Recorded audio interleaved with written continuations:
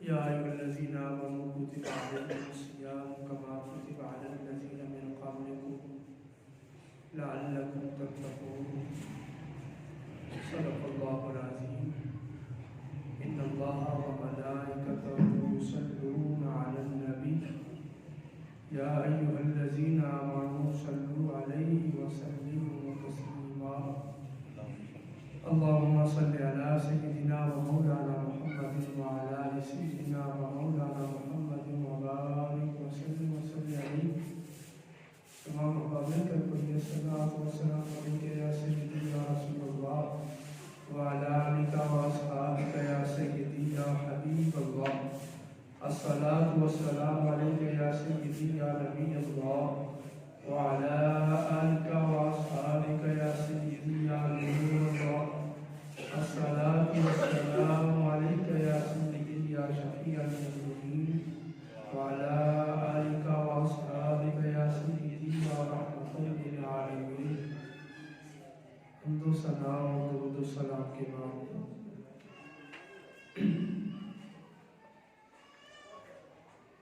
ماہ رمضان المبارک کے فضائل و منام امام اعظم ابو حنیفہ رحمۃ اللہ تعالی علیہ کی کتاب مسند امام اعظم سے آج تیسری حدیث ہے۔ حضرت امام اعظم ابو حنیفہ نے حضرت عمیر بن عبد الرحمن الحمیری سے روایت کی اپنی سند کے ساتھ کہ رسول اللہ صلی اللہ علیہ وآلہ وسلم نے ایک شخص کو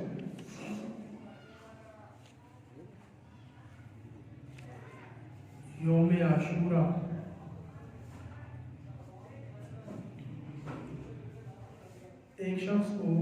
رسول اللہ صلی اللہ علیہ وآلہ وسلم نے محرم کے 10ویں دن بھیجا اور فرمایا مر قومک فلیصوموا ھذا اليوم کہ اپنی قوم کو جا کر حکم دو کہ وہ اس دن کا روزہ رکھے۔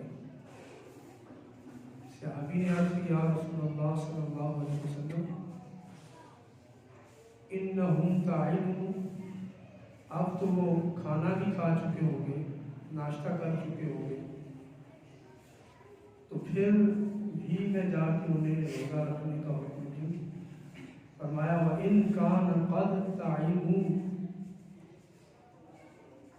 جاؤ اپنی قوم کے پاس اور اگرچہ انہوں نے کچھ کھا پی لیا بھی ہے پھر بھی انہیں کہو کہ آج کے دن کا روزہ رکھیں۔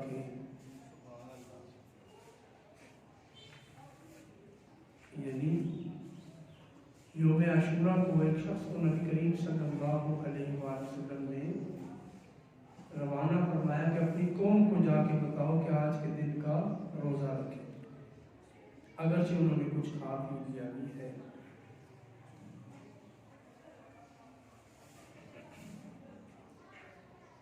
نبی کریم صلی اللہ علیہ وآلہ وسلم نے جس شخص کو بھیجا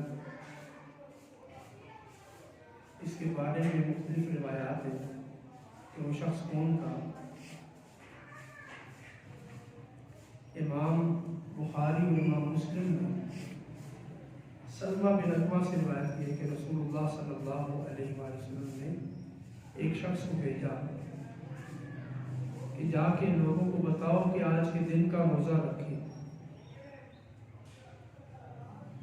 اور جنہوں نے صبح کچھ کھا پی لیا ہے اور روزے کی نیت نہیں کی تو انہیں بھی حکم دو کہ وہ بھی باقی دن جو ہے وہ روزے سے گزاریں، کہ آج یوم عاشورہ ہے، آج عاشورہ کا دن ہے، اس دن کی فضیلت کو پہچانتے ہوئے وہ روزہ رکھیں۔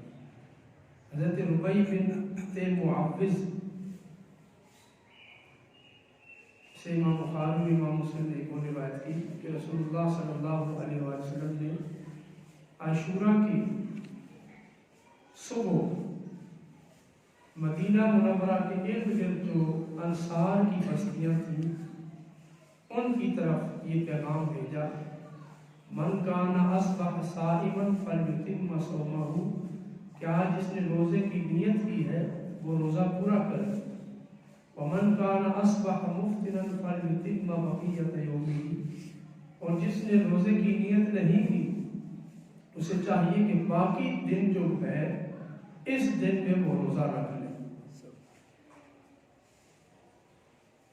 اسے آگیا کہتی ہے کہ اس کے بعد مدینہ منورہ کی ارد گرد بستیوں کے لوگ ہی کہتے تھے کہ اس کے بعد ہم ہمیشہ یوم عاشورہ کا روزہ رکھتے تھے. وَنُصَبِّحُ صِبْيَانَنَا الصِّغَارَ. جو ہمارے چھوٹے بچے ہوتے تھے انہیں بھی ہم روزہ رکھواتے تھے.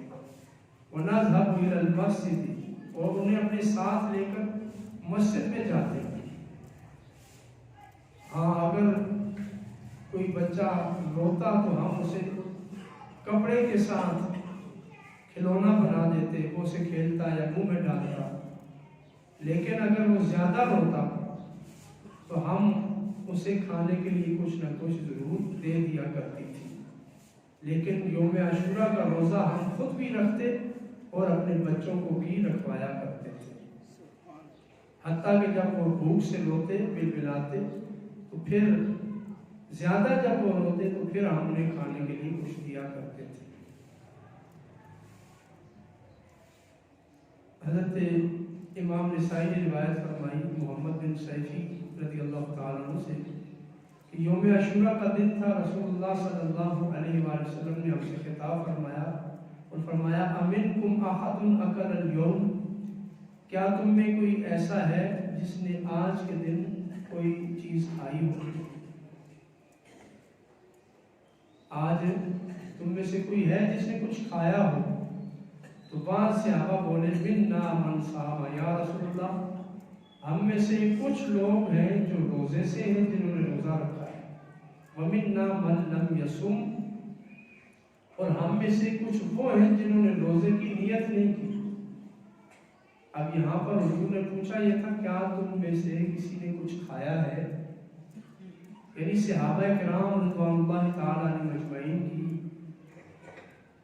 جو خورد و نوش کی اشیاء تھی ان کے بارے میں پوچھا کہ کسی نے کچھ کھایا ہے. حضور جانتے تھے کہ فاقوں سے ان کے دن گزر رہے ہیں تو اس لیے سوال کیا کہ تم جو اس مسجد میں موجود ہو کیا تم کچھ کھا کے آئے ہو؟ تو صحابہ نے عرض کیا ہم میں سے بعض نے تو روزے کی نیت کر لی اور بعض نے روزے کی نیت نہیں کی لیکن کھایا بھی کچھ نہیں ہے. تو حضور نے فرمایا فَأَعْتِقُوا بَقِيَّةَ يَوْمِكُمْ. تم ابھی سے روزے کی نیت کر لو جنہوں نے روزہ نہیں رکھا. وَبَعْثُوا إِلَىٰ أَهْلِ الْعُرُوضِ فَلْيَتِمُّوا بَقِيَّةَ يَوْمِهِمْ.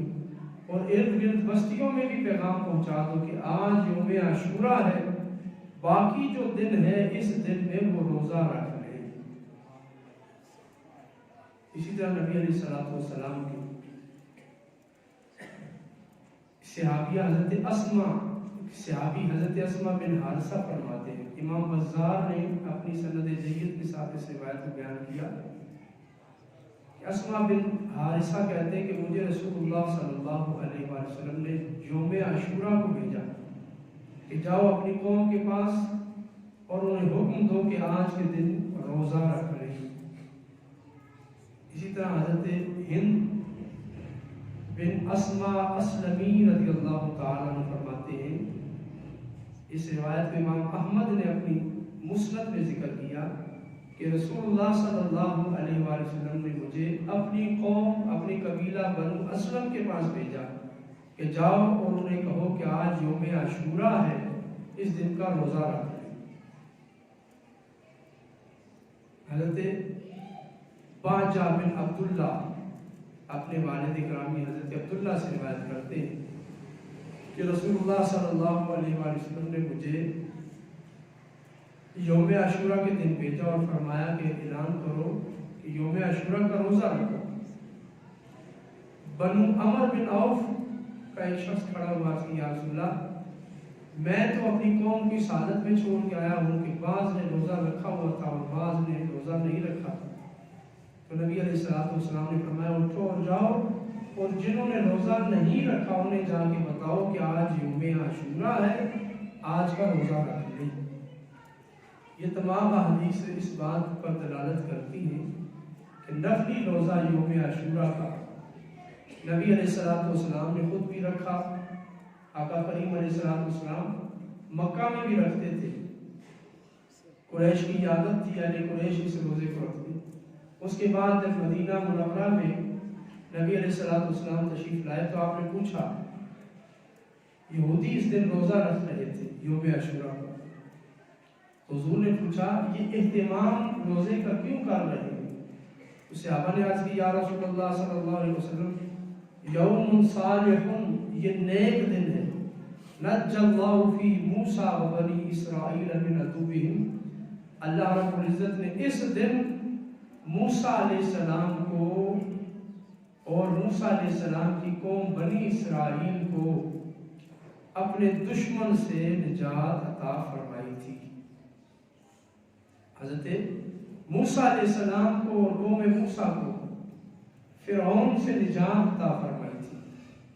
فصامہ تو رسول اللہ صلی اللہ علیہ وسلم سے عرض کی یا رسول اللہ، موسیٰ علیہ السلام نے اس دن کے شکرانے کے طور پہ یوم عاشورہ کو روزہ رکھا تھا کہ حضرت موسیٰ علیہ السلام کو اپنے وقت کے ظالم حاکم، ظالم حکمران فرعون سے نجات ملی، اس شکرانے میں یہ روزہ رکھتے ہیں۔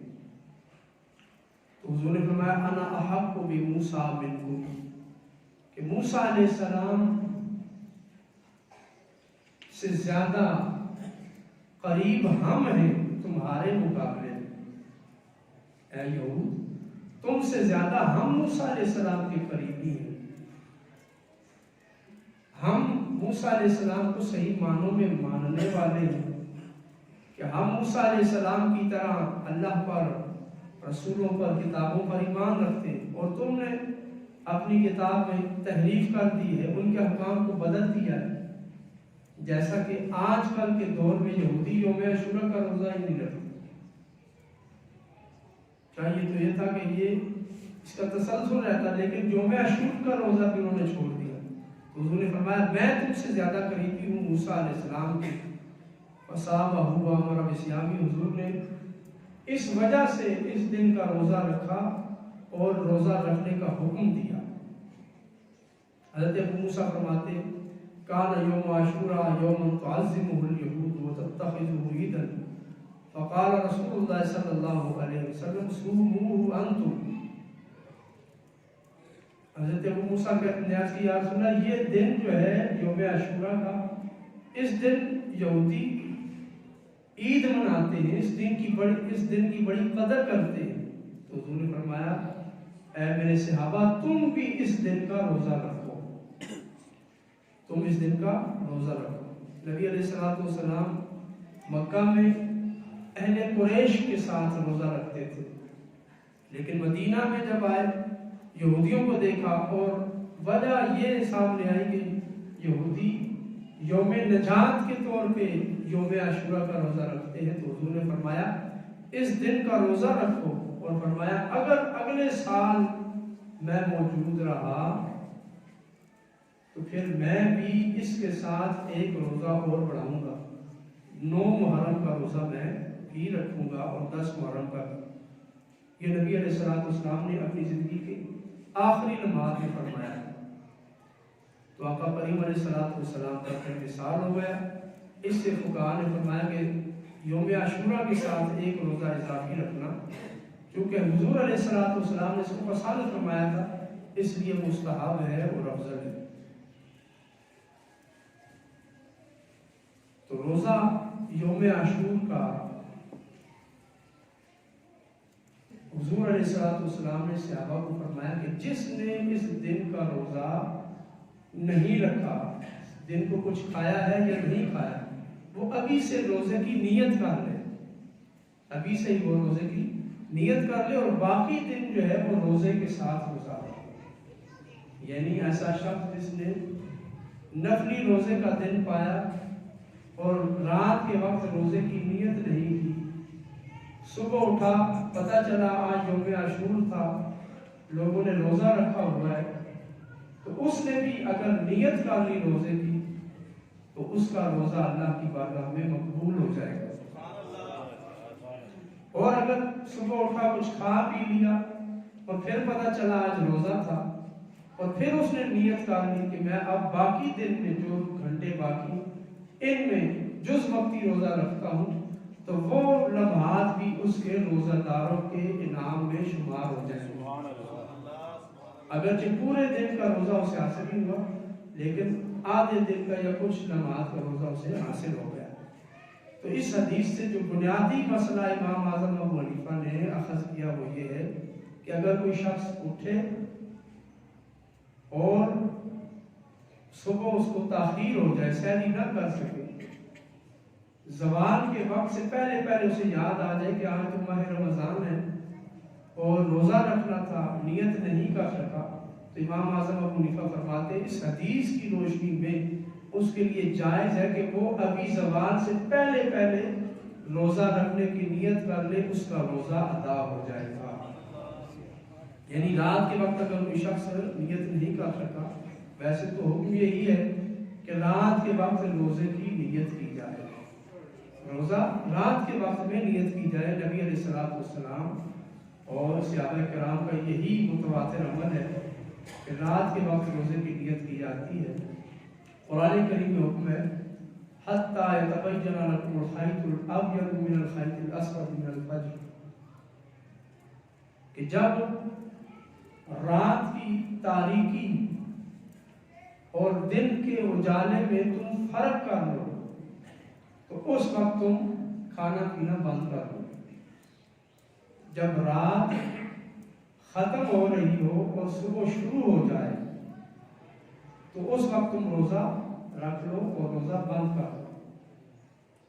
تو اب یہاں پر اس آیت کریمہ کی روشنی میں رات کے وقت میں کھانا پینا بند کرنا اور روزے کی نیت کر لینا، یہ روزہ ہے۔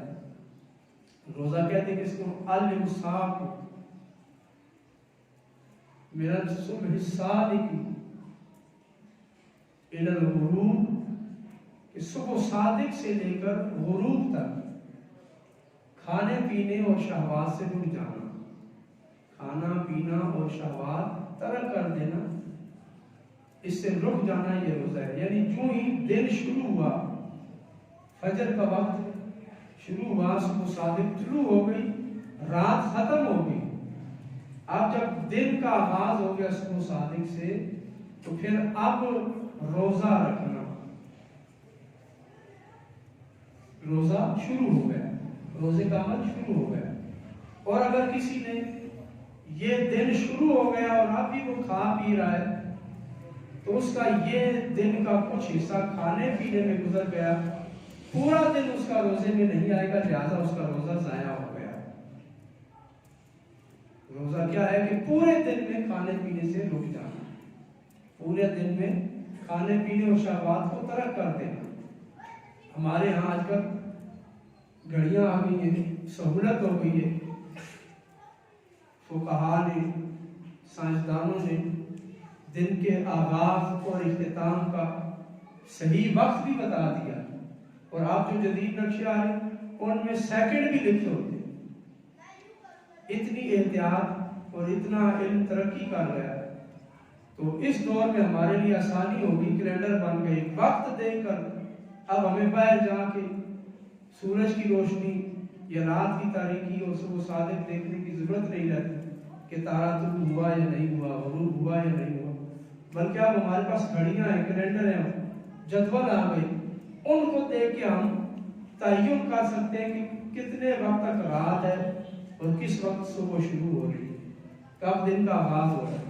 تو جب رات ختم ہو رہی ہے تو کھانا پینا اور شہوات اس سے پہلے پہلے ختم، اور جب دن شروع ہو گیا تو اس کے بعد کھانا پینا ختم۔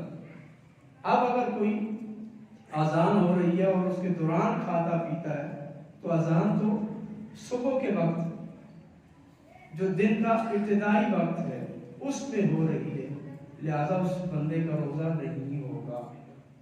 نبی علیہ الصلوۃ والسلام کی ایک حدیث مبارکہ ہے کہ جب تم صبح سحری کر رہے ہو اور مؤذن اذان دے دے، تو اس وقت تک تم پیالہ نہ رکھو جب تک تم اپنا کھانا مکمل نہ کر لو۔ یہ حدیث مبارکہ ہے، لیکن اس حدیث کو سمجھنے بعض لوگوں کو غلطی ہو گئی کہ نبی علیہ الصلوۃ والسلام کے دور میں فجر کے وقت ایک اذان نہیں ہوتی تھی بلکہ 2 اذانیں ہوا کرتی تھی۔ ایک حضرت بلال رضی اللہ تعالیٰ عنہ اذان دیا کرتے تھے اور ایک حضرت ام مکتوم رضی اللہ تعالیٰ عنہ۔ ام مکتوم جو تھے، ابن ام مکتوم، یہ نابینا سے آتی تھی، تو حضرت بلال اور حضرت ابن ام مکتوم ان دونوں کا آپس میں مقابلہ رہتا تھا۔ تو حضرت ابن ام مکتوم بعض اوقات تہجد کے ٹائم میں، جب صبح طلوع نہیں ہوا کرتی تھی، اس وقت اذان دے دیتے تھے اور اس کے بعد حضرت بلال رضی اللہ تعالیٰ عنہ اذان پڑھتے تھے۔ تو ابن ام مکتوم کی اذان کو فقہاء نے، محدثین نے نماز تہجد کی اذان کہا ہے کہ وہ اذان تہجد کے لیے تھی، وہ بلاوا تہجد کے لیے ہوتا تھا۔ اور اس کے بعد حضرت بلال اذان دیا کرتے تھے جو کہ فجر کی اذان ہوا کرتا تھا۔ تو نبی علیہ الصلوۃ والسلام نے جو یہ فرمایا کہ تم کھانا پینا جاری رکھو جب تک اذان کی آواز آ رہی ہے، تو اس اذان سے مراد اذان تہجد ہے جو رات کے وقت میں دی جاتی تھی۔ اس مسئلہ کو امام بخاری نے اور محدثین نے بڑی صراحت کے ساتھ لکھا ہے اور الفاظ میں اختلاف بھی ہے، اس اختلاف کو بھی محدثین نے بیان کیا۔ لہذا کسی بھی ایک حدیث کو پڑھ کر اس پر حکم لگا دینا کہ اسی پر عمل کرنا ہے، یہ عبادات کو ضائع کرنے کے مترادف ہے۔ اسی لیے خطیب بغدادی نے کہا کسی بھی عام شخص کے لیے یہ جائز نہیں ہے کہ وہ کتاب میں کوئی مسئلہ پڑھ کے اس کی تبلیغ کرنا شروع کر دے، بلکہ کتاب میں اگر پڑھے تو کسی عالم کے پاس وہ کتاب لے کے جائے اور اس عالم سے وہ مسئلہ سمجھے، وہ حدیث سمجھے، تاکہ وہ اپنا دین بھی صحیح طریقے سے ادا کر سکے اور دوسروں کی عبادات بھی ضائع نہ کرے۔ ہمارے یہاں یہ خرابی ہے کہ ایک حدیث سوشل میڈیا میں پڑھ لی اور اس کو لے کر دوسروں کو بتانا شروع کر دیا، کسی عالم سے رہنمائی نہیں ہوئی۔ آپ جانتے ہیں کہ سوشل میڈیا جو ہے اس پر صرف مسلمان نہیں بیٹھے، اس پہ قادیانیوں کا بھی غلبہ ہے، ہندوؤں کا ہے، سکھوں کا ہے، یہودیوں کا ہے، ہر لا مذہب بندہ سوشل میڈیا پہ بیٹھا ہے اور وہ اپنے اپنے انداز سے دین کی تبلیغ کر رہا ہے، لوگوں کو گمراہ کرنے کی کوشش کر رہا ہے۔ اس لیے یہ مسائل علماء سے سیکھیں، نہ کہ سوشل میڈیا سے یا کتابوں سے، کہ کسی بھی عام بندے کے لیے جائز نہیں کہ وہ کوئی کتاب اٹھائے اور اس سے کوئی مسئلہ پڑھے، حدیث پڑھے اور پھر لوگوں کو بتانا شروع کرے۔ اصل غلطی یہاں پر ہے، اس لیے اپنی اصلاح کی کوشش کرنی چاہیے۔ امام اعظم ابو حنیفہ نے ایک حدیث لکھی کہ نبی علیہ السلام نے ایک صحابی کو بھیجا کہ یوم عاشوراء کا اعلان کر دو۔ اب نیچے شارحین نے اس ایک صحابی کی وجہ سے تقریباً 11 حدیثیں لکھ دیے کہ وضاحت ہو جائے کہ واقعتاً وہ بندہ تھا اور وہ کون کون لوگ تھے۔ اب حدیث میں تو یہ ابہام تھا کہ بھئی وہ بندہ کون تھا، مجہول شخص تھا، تو یہ حدیث ضعیف ہو سکتی ہے، لیکن شارحین نے پھر اس کی وضاحت کی، 11 حدیثیں لائے، امام بخاری کی، امام مسلم کی، امام بزار کی، امام دارقطنی کی اور دیگر محدثین سے، امام احمد بن حنبل سے، امام ابو داؤد سے، کہ واقعتاً یہ ہوا ہے اور وہ جو مجہول شخص تھا اس میں کچھ صحابیات تھی اور کچھ صحابی تھے، کچھ انصار تھے، کچھ بنو اسلم کے قبیلے کے لوگ تھے۔ تو اس لیے محدثین اور شارحین نے ہر مسئلے کی وضاحت فرما دی۔ نبی علیہ الصلوۃ والسلام کہ صحابہ کرام رضوان اللہ تعالی علیہم اجمعین اور تابعین ایک حدیث کو سنتے تو پھر اس کی توثیق بھی کرتے۔ حضرت سیدنا فاروق اعظم رضی اللہ تعالیٰ عنہ کے سامنے کوئی حدیث بیان کرتا تو آپ فرماتے جاؤ پہلے اس حدیث کے گواہ لے کے آؤ کہ اکیلے تمہاری گواہی پہ فیصلہ نہیں ہوگا۔ اس حدیث کی پہلے تفتیش کرتے، تحقیق کرتے، جب تحقیق ہو جاتی تو پھر اس مسئلہ کو بیان کیا جاتا تھا۔ صحابہ کرام رضوان اللہ تعالی علیہم اجمعین اور تابعین کے درمیان عبادات کے معاملے میں بڑی سختی تھی، وہ ایک ایک مسئلہ کو صحیح طریقے سے سیکھتے اور اس پر عمل کی کوشش کرتے، اور ان کے سامنے کوئی بے ڈھنگی بات کرتا تو انہیں غصہ آتا، ان کی غیرت جاگتی تھی۔ حضرت دحیہ بن خلیفہ، آپ ایک مرتبہ سفر میں تھے تو افطاری سحری کا وقت ہو گیا، آپ نے فرمایا ہم سفر میں روزہ ہمیں معاف ہے، سفر میں ہمیں حضور علیہ السلام نے رخصت دی ہے کہ یہ باقی دنوں میں روزہ رکھیں۔ اب حضرت دحیہ بن خلیفہ نے بھی روزہ نہ رکھا اور کچھ ساتھیوں نے نہ رکھا، اور بعض ایسے تھے انہوں نے کہا نہیں ہم روزہ برداشت کر لیں گے، ہم رکھ لیتے۔ تو جب سفر ختم ہوا واپس اپنے علاقے میں آئے تو سفر کے احوال بیان کر رہے تھے، کسی نے پوچھا سفر کیسا گزرا تو انہوں نے فرمایا کہ یہ ہوا کہ بعض لوگوں نے اس سفر میں روزہ رکھ لیا اور حضور علیہ السلام کی سنت سے منہ پھیر لیا ہے، حضور کے صحابہ کی سنت سے منہ پھیر لیا ہے۔ آپ اتنے غصے اور جلال میں آئے، کہنے لگے یا اللہ مجھے ابھی اپنے پاس بلا لے، مجھے اس دنیا میں اب رہنے کا کوئی فائدہ نہیں کہ لوگ تیرے نبی کی سنت سے منہ پھیر رہے ہیں۔ اللہم اقبضنی الیک، اے اللہ مجھے اپنے پاس اٹھا لے۔ حضرت دحیہ بن خلیفہ، اس روایت میں امام احمد بن حنبل نے اور امام ابو داؤد نے نقل کیا، یعنی صحابہ کا دور یا تابعین کا جو دور تھا، حضور کے قریبی لوگوں کا دور، وہ دین کے معاملات میں بڑی غیرت کھاتے تھے۔ اب روزہ رکھنا عبادت ہے، رمضان کا مہینہ ہے، فرض بھی ہے، لیکن سفر کی حالت میں حضور نے رخصت دی ہے، سفر کی حالت میں اجازت دی ہے کہ تم روزہ نہ رکھو۔ اب اس اجازت سے منہ پھیرا لوگوں نے، اور فرمایا روزہ رکھا عبادت کی، لیکن اس عبادت کے ادا کرنے میں بھی حضور کی سنت کو پیش نظر نہیں رکھا کہ ان کے لیے روزہ معاف تھا اور رخصتی تھی، وہ روزہ نہ رکھتے۔ تو اس بات پر حضرت دحیہ بن خلیفہ رضی اللہ تعالیٰ عنہ کو غصہ آ گیا، اور انہوں نے کہا اب زمین پر اللہ رسول کی نافرمانی شروع ہو گئی ہے، اب یہاں رہنے کا کوئی فائدہ نہیں۔ ان لوگوں کا ایمان اور نظریہ کیا تھا کہ وہ اپنے سامنے سنت کی خلاف ورزی ایک لمحے کے لیے بھی پسند نہیں کرتے تھے، اور ہم کیا ہیں، ہمارے اعمال کیا ہیں، اور پھر ہمارا طریقہ کار کیا ہے کہ پورا پورا دن اللہ اور اس کے رسول کی نافرمانی میں گزرتا ہے، اور ہمارے سامنے ماتھے پر شکن بھی نہیں آتا، ہمیں کوئی غصہ بھی نہیں آتا، برا بھی محسوس نہیں ہوتا۔ نبی علیہ السلام کی شریعت پر عمل کرنا یہ ہر بندہ مومن کا انفرادی عمل ہے، لیکن اس شریعت کو نافذ کرنا، اس شریعت کو نافذ کرنا اور معاشرے پر اس کو قائم رکھنا اور اس کو غالب رکھنا، یہ اجتماعی طور پر امت مسلمہ کا فریضہ ہے۔ حضور علیہ السلام جب تک مکہ میں تھے چھپ کر نمازیں ہوتی رہی، پھر اعلانیہ نمازیں شروع ہو گئی، صرف نماز فرض ہوئی مکہ میں۔ مدینہ منورہ میں آئے نبی علیہ السلام نے مدینہ منورہ میں معاشرے کی بنیاد رکھی، اسلامی حکومت کو قائم فرمایا۔